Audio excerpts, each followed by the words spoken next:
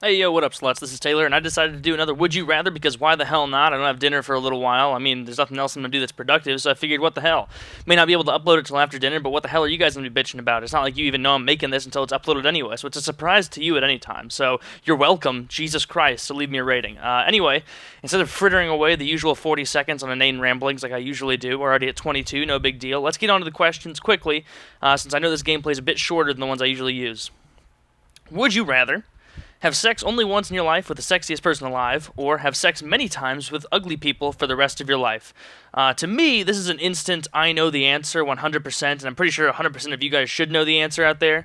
And I'm not going to say it yet because I want you guys to be thinking in your head, but let's break it down for the sake of it. Now, think about it. You're only going to get to have sex once in the first option, even if it is with Scarlett Johansson or some supermodel or what have you. It's just one time, one time. So it's your first and your last, the alpha and the omega, so to speak, of sexual escapades in your life. So let's forget the fact that for the rest of your life after that, you're just going to be a horny mofo with arthritis in their right wrist. So let's forget about that. But just think about that. It's your first time having sex. Now, I don't know my demographic. I do, but I'm not sure because it varies from person to person. But I don't know how many of you still haven't had sex and are virgins, and that's fine. I'm not saying you're uncool or anything if you haven't. No big deal.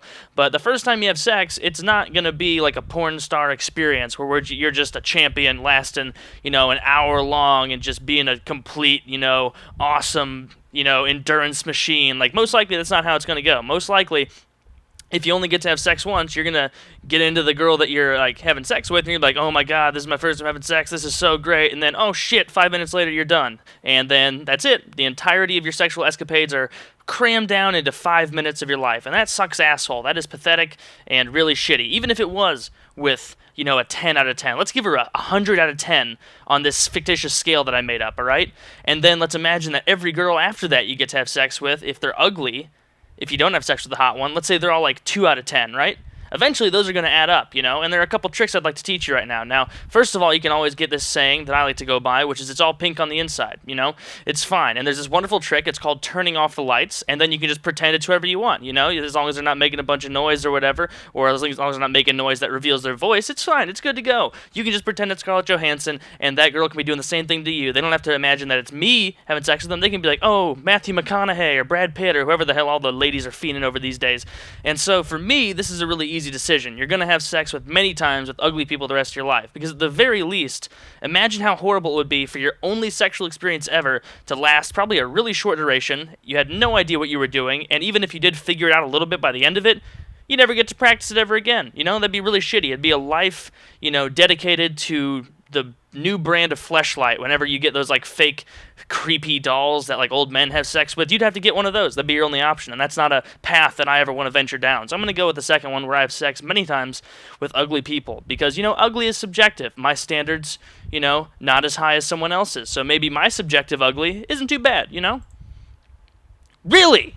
Really, really, really, really. How many retarded people would say have sex only once in your life with the sexiest person alive? Like, what kind of freaking porn star do all these guys think they are? They think they're just going to walk into their first sexual escapade ever and not be nervous and just be throwing down the pipe for like 45 minutes having a great time. And even then, if you go for a full, let's say you go for 3 hours because you have some sort of penis numbing cream or some shit like that. Let's say you go for 3 hours. That's still only 3 hours of sex in your whole goddamn life. And that's it.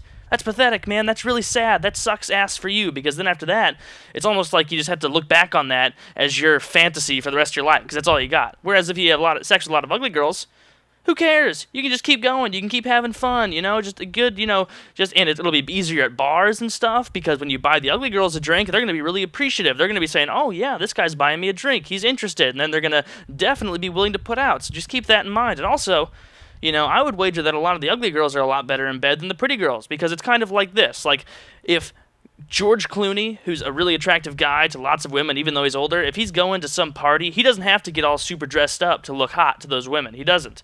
Whereas if I'm going to that same party, I gotta look really spiffy to appeal to them. In the same way, a really sexy girl in the bedroom, sometimes they think, my presence is enough. I'm here, I'm beautiful, that's all they need. Whereas an ugly girl, they're like, this guy's having sex with me, I better reciprocate and make sure that he's enjoying it. See, it's a mind game for a little bit. So if you chose the first one, God have mercy on your soul. I don't know how you're going to handle the rest of your life. And I don't even know how you would choose the age at which you had sex. That'd be difficult, too.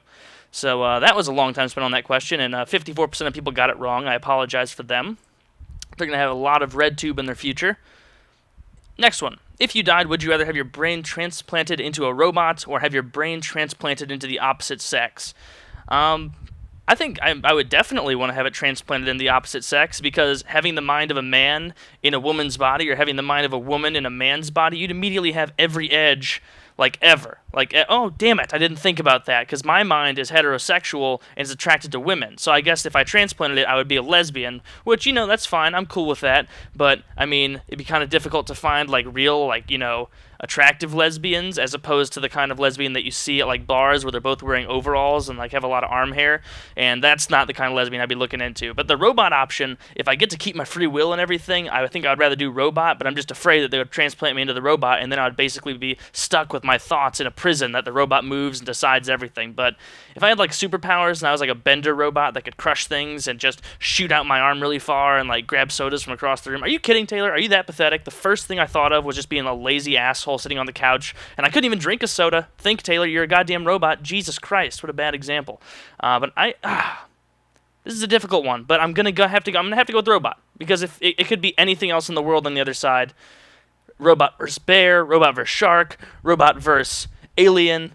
Well, maybe not alien, but robot versus opposite sex. I'm gonna have to go with robot for show, because I definitely have super strength. 32% said have it planted into a robot. 68% said have it planted into the opposite sex. I mean, that's pretty interesting. I can't really say you're wrong, but I know I'm right, so deductive reasoning has led me to the conclusion that you are, in fact, wrong. So I apologize to 68% of you. I'm going to be immortal over here in a robot, and I'm abusing my super strength and laser vision and all these other fictitious powers I'm making up off the top of my head right now, and you guys can go be another, disgusting, finite, floppy human being that's going to die another 60, 70, 80 years anyway. So have fun with that. I'll be immortal. I'm cool with that. Would you rather lick the floor at a club or lick a toilet seat at Walmart? Good lord. I guess that I would rather lick the floor at a club, just because even if it is technically way dirtier on the club, I just could not bring myself to lick a toilet seat at Walmart. Like, I feel like that is just the most vile of putrid, revolting, just awful things that would make me projectile vomit all over everyone in the vicinity. Like, that's what it would make me do. Just because I would imagine, as I was getting down, I'm like, oh, dude, imagine all the fat, ugly slobs who have sat here with, like, butt acne and then, like, shat all over the seat when they stood up, and then they just left it there, and then some janitor came in afterward to clean it up, and he vomited, and there was vomit all over the poo, and then it was just this huge thing. And what if they just wiped it off yesterday, and it looks clean, but there's secretly little ninja germs living out on there, because you can't get them all. Even if it says it kills 99.9%, there's still the 0.01. It's gonna get you. It'll find you. Or 0.1. Yeah, I can math. Don't ask me questions. So I'm gonna go with the Florida Club, because then at least, it might be like girl sweat, maybe hot girl sweat. I'm fine with that. 87% said lick the Florida Club, and I'm pretty sure it seems like people would know that, like, it's dirtier at the club. If you've ever seen the Florida Club, it's pretty nasty. Just sticky and just probably body hairs and snot. And, well, I don't know if there's snot. There probably is. Someone probably in a big crowded area doesn't want to stop dancing to go to the bathroom and blow their nose, so they just turn away from their partner and just kind of shoot a snot rocket out real quick. No blame there. If you can get away with it, more power to you. Next one. Would you rather be able to laugh at violently racist jokes or be able to laugh at intricate Star Trek jokes? I can pretty much laugh at any joke, but I think I'd rather be able to laugh at intricate Star Trek jokes, because if I were just an awful bigot, I could laugh at racist jokes. Like, that's not hard to do. If I could just train myself to be a dumb, uncultured fuck who just really just had a sense of revulsion for other races, like, I could do that. But Star Trek jokes, I'd have to invest a lot of time into watching Star Trek, and I've watched it once. Not that interesting, not my cup of tea. Sorry if there's a Trekkie out there who's getting their panties in a bunch, sorry. But I'd rather go for Star Trek. Wow, 50-50. I think this is the first one I've ever hit with 50-50. Probably because Brendan, the person who submitted this question, was like, what can I think of that's so superbly boring and terrible that people will just click it and move on? And I think that's testament to that. So congratulations, Brendan, on your terribly shitty, just irreconcilably bad question that you made me end my video with. So thanks a lot, you stupid shithead. But anyway, that's all I have to say for now. I hope you guys enjoyed. If you did, please leave a rating. And I love you.